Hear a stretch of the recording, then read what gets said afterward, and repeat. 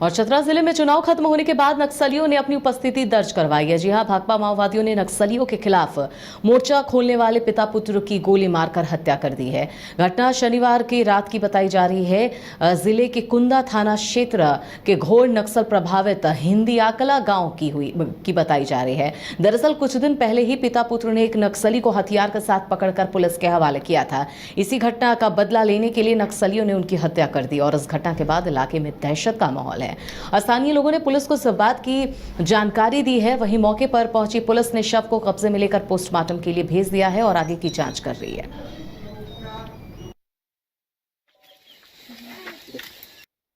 घटना सबसे अगर शुरू से ले तो पहले अबू इमरान डीसी सर आए थे, जिन्होंने 10 बिरसा आवास का उन्होंने बोला था कि जिस गिरोह को ज्यादा जरूरी है उन लोगों को 10 बिरसा आवास आप लोग को दिया जाएगा, जिसमें मिला भी।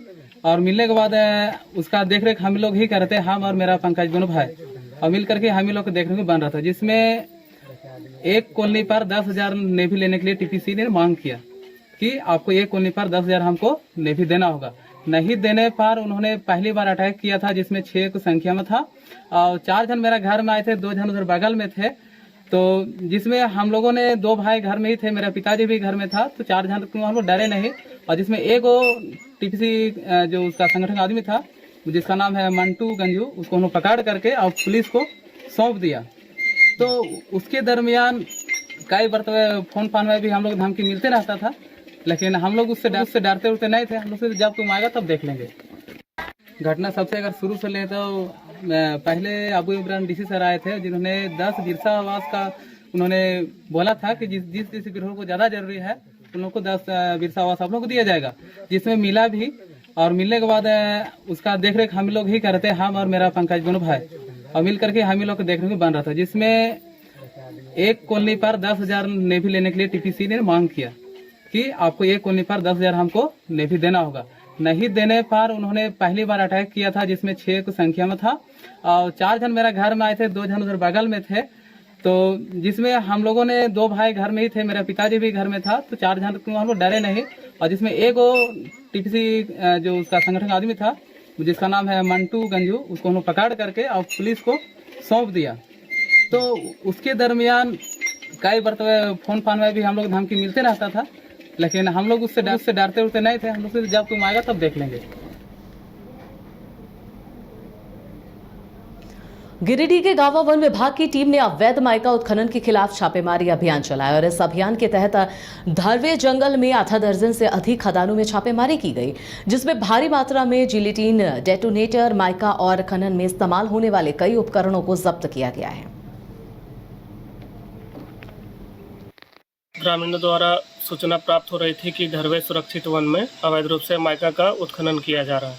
सूचना प्राप्त होते ही वन क्षेत्र पदाधिकारी गांव के निर्देश पर एक छापेमारी टीम का गठन कर हम लोगों ने धरवे जंगल में छापेमारी की।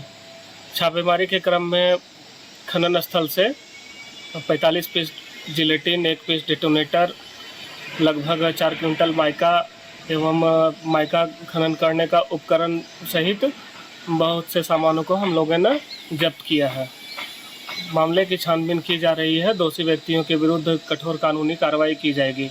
इसमें वन अधिनियम के तहत वनवाद दायर करने के उपरांत एक थाना में भी विस्फोटक से संबंधित एक प्राथमिकी दर्ज कराई जा रही है। ग्रामीणों द्वारा सूचना प्राप्त हो रही थी कि धरवे सुरक्षित वन में अवैध रूप से माइका का उत्खनन किया जा रहा है।